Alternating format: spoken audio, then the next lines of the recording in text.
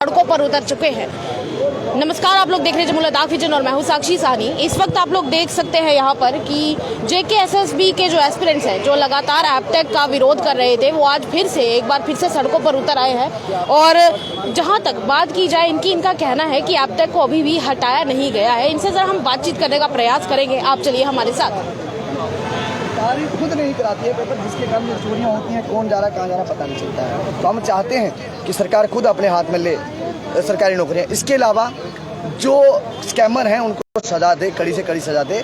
हम बार बार स्कैमरों के साथ पेपर दे के अपनी ज़िंदगी, जो आपने जो करियर रखे, बहुत कीमती साल हैं, वो बर्बाद नहीं करना चाहते। कीमती साल हैं जो बर्बाद नहीं तो करना चाहते। हम जरा विंकल जी से बातचीत करने का प्रयास करेंगे। विंकल जी एक बार फिर से, आप एक बार फिर उतरे हैं सड़कों। आप यहाँ पर देख सकते हैं कि यहाँ पे कार्रवाई जो है वो उसके होने के बाद भी, पर लेकिन फिर भी पुलिस प्रशासन जो है वो यहाँ पर पहुँच चुका है। बातचीत जो है वो यहाँ पर चल रही है लगातार। आप लोग तस्वीरों में यहाँ पर साफ देख सकते हैं कि पुलिस प्रशासन यहाँ पर पहुँच चुका है। बातचीत जो है वो यहाँ पर चल रही है। यहाँ पर एस्पिरेंट्स जो हैं वो पहुँचे हुए हैं काफ़ी देर से, और आज दस्तावेज़ों के साथ वो लोग यहाँ पर पहुँचे हुए, डॉक्यूमेंट्स लेकर यहाँ पर पहुँचे। आप लोग देख सकते हैं यहाँ पर डिस्कशन जो है वो चल रहा है एस्पिरेंट्स के बीच में। और देख सकते हैं आप लोग यहाँ से लाइव तस्वीरें हम आप लोग को दिखा रहे हैं। प्रेस क्लब के पास यहाँ पर JKSSB एस्पिरेंट्स पहुंचे हुए हैं और डिस्कशन जो है वो चल रहा है यहाँ पर। और ये आज क्या दस्तावेज लेकर आए हैं, क्या डिस्कशन चल रहा है, इनसे जानने का प्रयास भी हम करेंगे। आप लोग हमारे साथ इसी तरह से बने रहिएगा।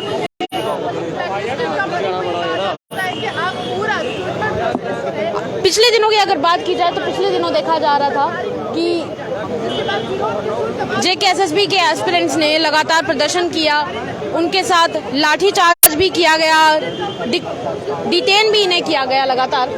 आज फिर से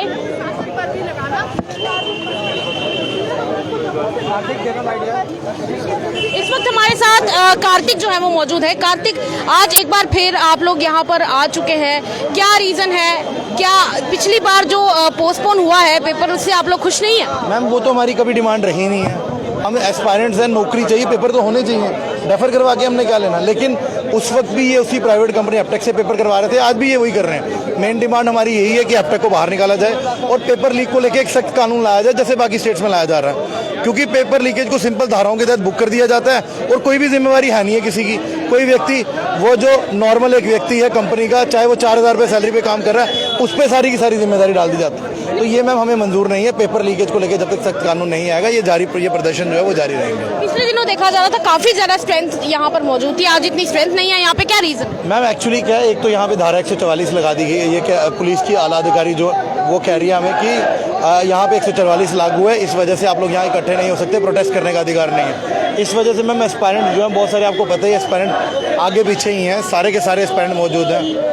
वो ऑनलाइन ऑफलाइन हर माध्यम से हमारे साथ एस्पायरेंट जुड़े हुए हैं। जी मैम, शुक्रिया कार्तिक बात करने के लिए। आप लोगों ने सुना कि इनका कहना है कि पेपर लीकेज को इसके साथ जोड़कर ना देखा जाए तो अच्छा है, क्योंकि हर बार जो है वो कोई ना कोई धाराएं जो है वो लगा दी जाती हैं। तो इनका जो राइट है उसके तहत ही कह रहे हैं कि ये लोग चाहते हैं कि ये जो एपटेक है, इस कंपनी को रोल बैक किया जाना चाहिए। हम लोग यहाँ से आपको लाइव तस्वीरें दिखा रहे हैं।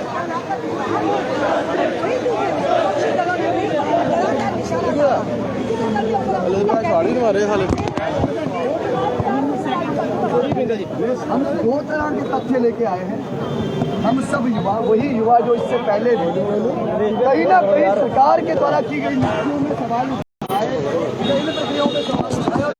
हमने जब विरोध किया उनके सामने जो कुछ सच हम फैक्ट लेके आए, हम वही लोग हैं। आज फिर से जो LG प्रशासन कह रहे हैं, LG प्रशासन के अधिकारी कह रहे हैं कि हमें सभी कंपनियों ने कहा था कि जो आप ब्लैक लिस्टिंग की क्लॉज बदलिए, तो वो गलत कह रहे हैं। उनको सिर्फ और सिर्फ एपटेक ने कहा था कि ब्लैक लिस्टिंग की क्लॉज हटाई जाए, और क्योंकि एपटेक ब्लैक लिस्टेड थी तो इसलिए उन्होंने क्लॉज हटाई, और उसके बाद वो टेंडर में पास हुई, उसको टेंडर मिला।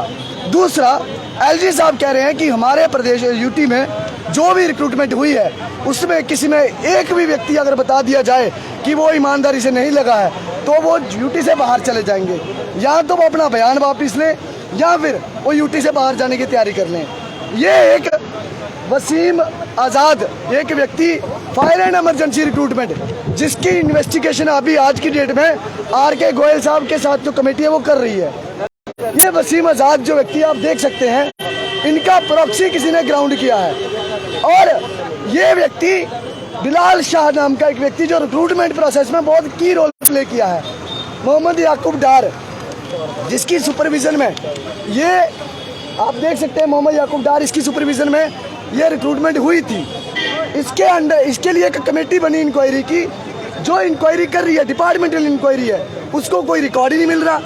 अगर रिकॉर्ड उपलब्ध नहीं है तो किस तरह से उनकी पर्सनल फाइलें बनी हैं? अगर उनकी पर्सनल फाइलें बनी हैं तो फिर रिकॉर्ड कहाँ है? रिकॉर्ड गायब करके आप ये साबित करना चाहते हो कि रिक्रूटमेंट ट्रांसपेरेंसी से हुई है। अगर इस व्यक्ति की ये जो व्यक्ति जो मैं बता रहा हूँ सामने आप हाइट चेक करेंगे सबके सामने, तब भी अंडर हाइट पाया जाएगा। इसके अलावा सिर्फ यही नहीं कि हाइट वाले ही हैं, ये RBA कैटेगरी के रोल नंबर है 3 है। बहुत सारे ऐसे हैं जिनके फेक RBA लगे हैं। 2 दिन पहले भी LG प्रशासन के अधिकारियों ने 2 KS अफसर जो गलत तरीके से ALG सर्टिफिकेट बना के रिक्रूटमेंट जिन्होंने ली थी, ये भी वही है। RBA 2013 में था नहीं, लेकिन 2013 के बाद इनके पास 2019-20 में RBA आ जाता है।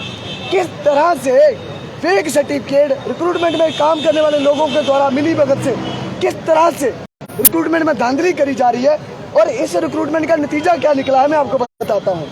ये एक कोई पिता है, इतना खुशकिस्मत है, गुलाम मोहम्मद डार, ये फायर एंड इमरजेंसी में है, सर्विस में है। इसके 5 बच्चे थे, 5 फायर एंड इमरजेंसी में लग गए। उसके बाद आप देखें गुलामुद्दीन डार कजिन, इसके 2 बच्चे थे, दोनों लग गए। ऐसे ही कई ऐसी सिबलिंग्स है, कजन है, रिश्तेदार है, जितने जिनके थे।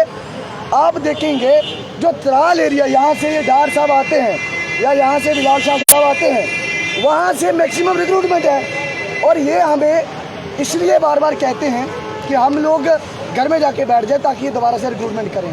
हम बैठने नहीं वाले। अब हमें कानून चाहिए। पेपरों में धांधली किसी भी प्रकार की, चाहे वो डॉक्यूमेंट के लिए हो, चाहे वो वाइवा में कोई हेल्प करता हो, चाहे वो पेपर लीक करता हो, चाहे वो OMR शीट नंबर करके, उसको कड़ी से कड़ी सजा होनी चाहिए, प्रावधान होना चाहिए। जो कानून है वो तो है, लेकिन सरकार जो भर्ती प्रक्रिया है खुद अपने हाथ में ले, प्राइवेट कंपनियां नहीं चाहिए, ये हमें चाहिए। अब आपके साथ कोई सवाल? मनोज सिन्हा कहते हैं कि धारा 370 की समाप्ति के बाद एंटी करप्शन ब्यूरो यहाँ पर लगातार मुखर रहा है और तत्पर रहा है अपने कार्यशैली को लेकर, लेकिन जो इस तरह की करप्शन होती है उनको कौन देखेगा? देखिए, एंटी करप्शन ब्यूरो पटवारियों को पकड़ता है, कांस्टेबलों को सड़क पे पकड़ता है, जो उनका जो तरीका है वो कर रहे हैं, लेकिन रिक्रूटमेंट में उनको भनक तक नहीं है। कोई बड़े MLA कहते हैं कि भाई हम इनको कुछ लोगों को ट्रैप करेंगे, और वो ट्रैप कर नहीं पाते हैं। तो कहीं ना कहीं उनका जो काम है वो कर रहे हैं, लेकिन वो उतना नहीं है। उनका जितनी कैपेसिटी है उसी कैपेसिटी में काम कर रहे हैं। एग्जाम पोस्टपोन हुए हैं, और अगर इसके बाद एप्टेक को ही कहा गया कि आप पूरी परीक्षाएं करवाइए तो क्या होगा? ये किसी को भी कहे, अब कानून और सरकार खुद परीक्षा कराएगा तो ही संभव है, नहीं तो ये ऐसे ही चलता रहेगा। हम पीछे हटने वाले नहीं हैं। पूरे आपको ऐसा क्यों लगता है कि भनक नहीं लगी हमको? साफ तौर किस चीज की भनक? आपने भी बोला कि सबके बारे में उनको भनक तक नहीं है, क्या हो रहा है क्या नहीं हो रहा है। हाँ, तो भनक जो पब्लिक अवेयरनेस है, कुछ आपके जिम्मे है, कुछ एक्टिविस्ट के जिम्मे, कुछ हमारे जिम्मे है। सरकार का जिम्मा सबसे ज्यादा है, लेकिन सरकार वो जिम्मेदारी तब निभाएगी जब वो उससे कोई सवाल करेगा। और आप लोग सवाल करते तो हैं, लेकिन आपको वहाँ तक शायद आपके सवालों का जवाब भी नहीं देते होंगे। और कुछ खास लोगों को वो चाहते हैं, वहाँ बुलाते हैं, जिनको वो प्रभावित किया जा सकता है, डराया धमकाया जा सकता है, उन्हीं को जवाब देते हैं। तो ट्रांसपेरेंसी कहाँ से आएगी? कल जब वो कह रहे थे तो उनको किसी ने एक सवाल किया होता कि भाई फायर एंड इमरजेंसी की रिक्रूटमेंट कहाँ है, उसकी रिपोर्ट कहाँ है? तो रिपोर्ट नहीं आई ना। जब उनसे बातचीत की गई थी, in fact fire and emergency services के जो एस्पिरेंट्स हैं वो उनसे मिलने में गए तो उन्होंने बोला कि मेरे संज्ञान में तो ये चीज़ है नहीं। उसके बाद उन्होंने बोला कि ये टाइम इंटरवल के अंदर अंदर काम हल हो जाएगा, पर लेकिन नहीं होता है। अगर एक शीर्ष पद पे बैठा हुआ व्यक्ति ये कह रहा है कि मेरे ध्यान में नहीं है, तो मुझे लगता है मेरा एक नैतिकता बनती है कि मैं उन पे सवाल ना करूं। उन्होंने खुद ही बता दिया कि वो क्या कर रहे हैं। जो एक छात्रों का ग्रुप थोड़े दिन पहले आया था एस्पिरेंट से, वो कह रहे थे कि हम लोग प्रिपेयर होके बैठे होते हैं, उसके बाद इस तरह से विरोध होता है। हम एस्पिरेंट बाद में हैं, हम करप्शन के खिलाफ लड़ने वाला वो युवा है, वो एस्पिरेंट है, उससे पहले वो उस करप्शन के साथ खड़े होने वाले युवा है। वो उन लोगों को डिफेंड करते रहे, जब स्कैम हुआ तो उनके साथ खड़े होते थे और कहते थे इसमें कोई स्कैमर नहीं है। जिनके घरों में रेड हुई उनके साथ बैठते वो नारे लगाते थे वी वांट सिलेक्शन लिस्ट। वो लोग अगर सामने आ रहे हैं तो सरकार को पूछना चाहिए, वो लोग ये कहते हैं वी वांट एपटेक, किस तरह के लोग हैं, उनसे सवाल करना चाहिए। आप भी उनसे सवाल करिए कि क्या वो JKPSI का जब स्कैम सामने आया वो उसमें प्रोटेस्ट में शामिल हुए, क्या जब FIR लगने के बाद भी कार्रवाइयां नहीं हुई, कभी वो सड़क पे आए, क्या उनका एक भी पोस्ट आता है? ऐसे लोग जब भी कोई कार्रवाइयां होने लगती हैं कुछ लोगों को बचाने के लिए आ जाते हैं। नहीं, वो तो ये तो नहीं कह रहे हैं। जिस प्रकार आप लोगों ने सुन लिया कि ट्विंकल शर्मा का भी यही कहना है कि इस पर कड़ी से कड़ी कार्रवाई जो है वो जल्द से जल्द होनी चाहिए। क्या आप एपटेक का विरोध करने वाले JKSSB एस्पिरेंट्स जितने भी हैं उनके साथ समर्थन देते हैं? और अगर समर्थन देते हैं, कमेंट बॉक्स आपके लिए हमेशा खुला है। देखते रहिए जमुना दाग विजन। साक्षी सानी के साथ अजितेश कोतवाल की रिपोर्ट। नमस्कार।